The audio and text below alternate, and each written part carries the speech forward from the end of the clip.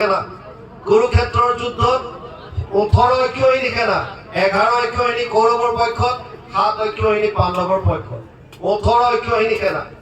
এয়া তেওঁ সংহাৰ কৰিলে আৰু তাৰ পাছত যদুগুলো সংহাৰ কৰি বৈকুণ্ঠলৈ গতি কৰাৰ যেতিয়া তেওঁ সংকল্প কৰিলে, তেওঁৰ প্ৰাণৰ বান্ধৱ উদ্ধৱে কথাষাৰ গম পালে আৰু প্ৰভাস ক্ষেত্ৰত এক নিৰ্জন স্থানত প্ৰভু ভগৱন্তক লগ কৰি প্ৰশ্ন কৰিলে, হে প্ৰভু, তদ বিয়োগেনতে ভক্তম কথম স্থায়িষ্যন্তি ভূতলে নির্গুণ উপাসনে কষ্টমত কিঞ্চিত বিচারায়। পদ্মপুরাণ উত্তরখণ্ড ভাগবত মহাত্মা 3য় অধ্যায় 59 নম্বৰ শ্লোক। উদ্ধৱে প্ৰশ্ন কৰিছে, হে প্ৰভু, তুমি যে কৈছা মই বৈকুণ্ঠলৈ গতি কৰিম, তুমি যদি বৈকুণ্ঠলৈ গুচি যোৱা, তদ বিয়োগেন, তোমাৰ বিয়োগ, এই ভক্ত, তোমাৰ ভক্তসকল কথম স্থায়িষ্যন্তি ভূতলে, কেনেকৈ থাকিব পৃথিৱী? কাৰণ নিৰ্গুণ নিৰাকাৰ ব্ৰহ্মক উপাসনা কৰাটো ইমান সহজ সাধ্য নহয়। আৰু তেতিয়া উদ্ধৱৰ কথা শুনি প্ৰভু ভগৱন্তই চিন্তা কৰিলে। ইতি উদ্ধৱ বাচ শ্ৰুত্বা প্ৰভাস্য চিন্তয়ন হৰি ভক্ত অৱলম্বনাৰ্থায় কিম বিধেয়ম ময়েতি চ। পদ্মপুৰাণ উত্তৰখণ্ড ভাগৱত মহাত্মা 3য় অধ্যায় 60 নম্বৰ শ্লোক। ভগৱানে চিন্তা কৰিলে, মই কি উপায় দি যাম? আৰু তেতিয়া তেওঁ বুজি পালে, উপায় দিলে। স্বকীয়ম ইয়দ ভবেতে যতচ্চ ভগবতে আদাধ্যাৎ তিৰোধায় প্ৰবিষ্টয়ম শ্ৰীমদ ভাগৱত অৰ্ণৱম। আৰু লগে লগে ঘোষণা দিলে, তেনেয়ম বাংময়ী মূৰ্তি প্ৰত্যক্ষ বৰ্ততে হৰি সেবাত শ্ৰবণাৎ পথত দৰ্শনাৎ পাপনাশিনী। পদ্মপুৰাণ উত্তৰখণ্ড ভাগবত মহাত্ম 3য় অধ্যায় 61 আৰু 62 নম্বৰ শ্লোক। ভগৱানে ক'লে, হে উদ্ধৱ, চিন্তা নকৰিবা, মই মোৰ বল বীৰ্য মোৰ শক্তি সমস্তখিনি মই ভাগৱত মহাসাগৰৰ মাজত বিলীন কৰি থম। উদ্ধৱে পুনৰ প্ৰশ্ন কৰিলে, হে প্ৰভু, তোমাক কেনেকৈ পাব? আৰু অকমান বুজাই দিয়া। তোমাৰ ওচৰলৈ যাব পৰা উপাসনাৰ পদ্ধতি কি হ'ব কলি যুগত? আৰু তেতিয়া ভগৱানে ক'লে, হে উদ্ধৱ, যোগম ত্ৰয়ময়ী প্ৰোক্তা নৰনম শ্ৰেয় বিধিচ্ছয় জ্ঞানম কৰ্মম চ ভক্তিম চ ন উপায় অন্যস্তি কুত্ৰাচিৎ। 11:20-6 একাদশ স্কন্ধ 20 অধ্যায় 6 নম্বৰ শ্লোকত ভগৱান কৃষ্ণই উদ্ধৱক ক'লে, হে উদ্ধৱ, মোৰ ওচৰলৈ আহিব পৰা 3টা মাৰ্গ আছে। কি 3টা? প্ৰথমটো কৈছে কৰ্ম মাৰ্গ, য'ত ইন্দ্ৰিয় প্ৰধান কৰ্মসমূহক গুৰুত্ব দিয়া হ'ল, যাগ যজ্ঞ পূজা পাতল। ভাগৱতে কৈছে মোৰ ওচৰলৈ আহিব পাৰে তেনেকৈ। দ্বিতীয়ত কৈছে জ্ঞান মাৰ্গ। জ্ঞান মাৰ্গ কি? নিৰ্গুণ নিৰাকাৰ ব্ৰহ্মক ধ্যান ধাৰণা সমাধিৰ দ্বাৰা তেওঁ চিন্তা কৰি কৰি যেতিয়া গম পাব যে মই কোন, এই জ্ঞান মাৰ্গৰ দ্বাৰা প্ৰভুৰ আনন্দটো পাব পাৰি। আৰু তৃতীয়টো হৈছে ভক্তি মাৰ্গ। ভক্তি মাৰ্গৰ মূল তত্ত্বটো দিলে, সমস্ত ভূতত ব্যাপী আছো মই হৰি, সবাকো মানিবা তুমি বিষ্ণু বুদ্ধি কৰি। আগতে দৃষ্টিকোণ সলনি হ'ব লাগিব। চৈতন্য ৰূপে ভগৱান সমস্ত প্ৰাণীত আছে, এই সত্যটো উপলব্ধি কৰি ভগতৰ সংগত কেৱল প্ৰভু ভগৱন্তৰ লীলাসমূহ শ্ৰৱণ আৰু কীৰ্তন কৰিয়ে মোক হৃদয়ত লাভ কৰিব পাৰিব। যদি উদ্ধৱক 3টা মাৰ্গ দিলে, কিন্তু ভগৱানে ক'লে, উদ্ধৱ, তুমি সোধাৰ কাৰণে মই 3টা মাৰ্গৰ কথা কৈছো, কিন্তু মোৰ সিদ্ধান্ত বেলেগ। কি? জ্ঞান কৰ্ম ভগতি কহিলো কৰি ভেদ, ভগতি পৰম পন্থ দিলো পৰিছেদ। হে উদ্ধৱ, যদিও মই 3টা মাৰ্গৰ কথা তোমাক কৈছো, কিন্তু মোৰ সিদ্ধান্ত এটা, সেইটো হৈছে ভক্তি। আপোনালোকৰ মনত প্ৰশ্ন হ'ব পাৰে যে যদি 3টা মাৰ্গ আছিলে, তেতিয়াহ'লে ভগৱানে 2টা মাৰ্গ চাইড কৰি কিয় ভক্তি দিলে? যাৰ কাৰণে বৰ্তমান সময়ত সমাজৰ খেলি মেলি সৃষ্টি হৈছে। আৰু সেইজন ভগৱানে গীতাত অৰ্জুনক কৈছে, সমহম সৰ্বভূতেষু নামে দেশ অস্থিৰ প্ৰিয়। 9ম অধ্যায় 29 নম্বৰ শ্লোক গীতা। হে অৰ্জুন, মই সকলোৰে কাৰণে সমান, মোৰ কাৰণে কোনো প্ৰিয় নহয়, কোনো দেশ নাই। তেতিয়াহ'লে তুমি আকৌ 2টা মাৰ্গ চাইড কৰি পেলাই কেৱল ভক্তি মাৰ্গক গুৰুত্ব কিয় দিলা?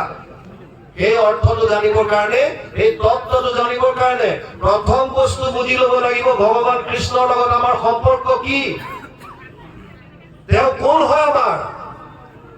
গীতাত অৰ্জুনক কৈছে, হে অৰ্জুন, পিতা হামস্য জগত মাতা ধাতা পিতামহ বেদ্যম পবিত্ৰ ওঙ্কাৰ ঋগ সাম যজুৰে বচ।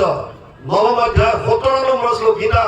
হে অৰ্জুন, মই সমস্ত জগতৰ পিতা, মই মাতা, মই পিতামহ, বেদৰ ওঙ্কাৰ মই প্ৰণৱ, আৰু ঋগবেদ, সামবেদ, যজুৰ্বেদ মই। মত্ত পৰতৰম নান্যত কিঞ্চিৎ অস্তি ধনঞ্জয় ময়ি সৰ্বমিদম প্ৰথম সূত্ৰে মণিগণায়ব। সপ্তম অধ্যায় ৭ নম্বৰ শ্লোক গীতা। মোতকে শ্ৰেষ্ঠ কোনো নাই। হে অৰ্জুন, যেনেকৈ এধাৰী মালাত সূতাডালত মণিবিলাক গাঁঠি থোৱা থাকে, তেনেকৈ সমস্ত জীৱ মোৰ লগত গাঁঠি থোৱা আছে।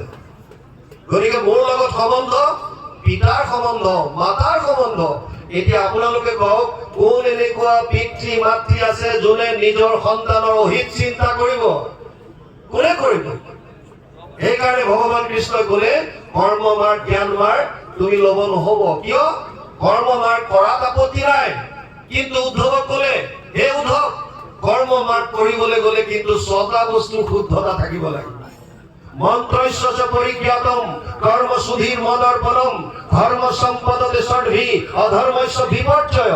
১১, ২১, ১৫ একাদশ স্কন্ধ ১বিংশতি অধ্যায় ১৫ নম্বৰ শ্লোকত ভগৱান কৃষ্ণই উদ্ধৱক ক'লে, হে উদ্ধৱ, যাগ যজ্ঞ পূজা পাতল কৰাত মোৰ আপত্তি নাই, কিন্তু ৬টা বস্তুৰ শুদ্ধতা থাকিব লাগিব। যদি নাথাকে তেতিয়া বিপৰ্যয় ঘটিব। কি ৬টা? প্ৰথম ক'লে স্থান, তাৰপিছত কাল, পাত্ৰ, দ্ৰব্য, মন্ত্ৰ, ক্ৰিয়া। ৬টা বস্তু শুদ্ধতা লাগিব। আপোনালোকে জানি আচৰিত হ'ব যে ২৮,০০০ ঋষিৰ কথা আমি ভাগৱতৰ প্ৰথম স্কন্ধত পাওঁ, যি বেদত প্ৰধান। ২৮ সহস্ৰ ঋষি বেদত প্ৰধান। তেওঁলোকেও সহস্ৰ বছৰ যজ্ঞ কৰিবৰ কাৰণে ভগৱান নাৰায়ণৰ পৰা স্থান লৈ আহিছিল। প্ৰয়াগ ক্ষেত্ৰত প্ৰভু নাৰায়ণৰ দৰ্শন পোৱাৰ পাছত এই ঋষিসমূহে অনুৰোধ কৰিছিল, হে প্ৰভু, কলি যুগৰ মানুহৰ কল্যাণ সাধনৰ অৰ্থে আমি ১০০০ বছৰ জোৰা এটা যজ্ঞ কৰিব বিচাৰিছো, আমাক এটুকুৰা স্থান দিয়া। আৰু ভগৱানে তেতিয়া কৈছিল, মোৰ সুদৰ্শন চক্ৰৰ লগত তোমালোক যোৱা। যিঠাইত মোৰ সুদৰ্শন চক্ৰ ৰৈ যাব আৰু ইয়াৰ মাজৰ শলাবিলাক, যাক নেমি বুলি কয়, এই নেমিবিলাক য'ত পৰিব তাত তোমালোকে যজ্ঞ কৰিবা। সেইখন পবিত্ৰ স্থান, তোমালোকৰ কোনো বিঘিনি নঘটে। য'ত এখন প্ৰকাণ্ড অৰণ্যৰ মাজত এটুকুৰা মুকলি ঠাইত চক্ৰ ৰৈ পৰিল, নেমি পৰি গ'ল, আৰু পৰাৰ কাৰণে জেগাখনৰ নাম দিলে নৈমিষ। অৰণ্যৰ মাজত হোৱাৰ কাৰণে সন্ধি হ'ল নৈমিষ প্লাছ অৰণ্য, নৈমিষাৰণ্য। এই ২৮,০০০ ঋষি মুনিও স্থান লৈ পেলাই তাত যজ্ঞ কৰিছিল, তথাপিও স্বীকাৰ কৰিছে, কৰিলো যজ্ঞ আদি সহস্ৰ বছৰ হোম ধূমে ধূম্ৰবৰ্ণ ভৈলা কলে বৰ, যিটো কৰ্ম কৰোৱাত নাহিকে বিশ্বাস, আপোনাৰ আয়ুস কৰিলো ব্যৰ্থে লাভ। স্থান, জনকাদি ৰজাই ১২ বছৰ নিজে যজ্ঞৰ কাৰণে, স্থলীৰ কাৰণে হাল বাই যজ্ঞস্থলী ৰেডি কৰিছিল বুলি শাস্ত্ৰত উল্লেখ আছে। এনেকৈ হালৰ শিয়লিত সীতাক পাইছিল।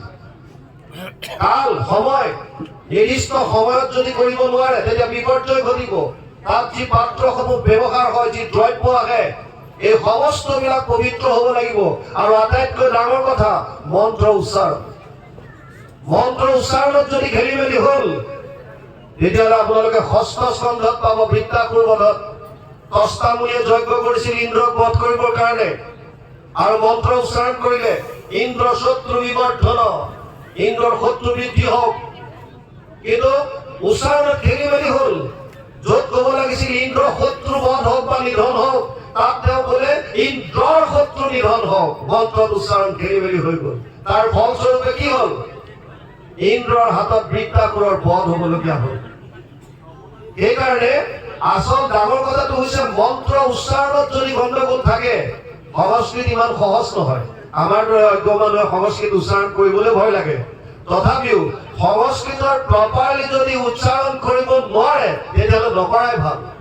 আৰু যদি মন্ত্ৰত খেলি মেলি হ'ল, আপোনালোকে এটা কথা আজি জানি যাওক, পুৰোহিতজনৰ একো নহয়, যাজকৰ বিপৰ্যয় ঘটিব বুলি কৈছে, যিজন সেৱকী। গতিকে মন্ত্ৰ মাৰ্গটো ইমান সুবিধাজনক নহয়। দ্বিতীয় আহিছে জ্ঞান মাৰ্গ। জ্ঞান মাৰ্গত য'ত নিৰ্গুণ নিৰাকাৰ ব্ৰহ্মক উপাসনা কৰে।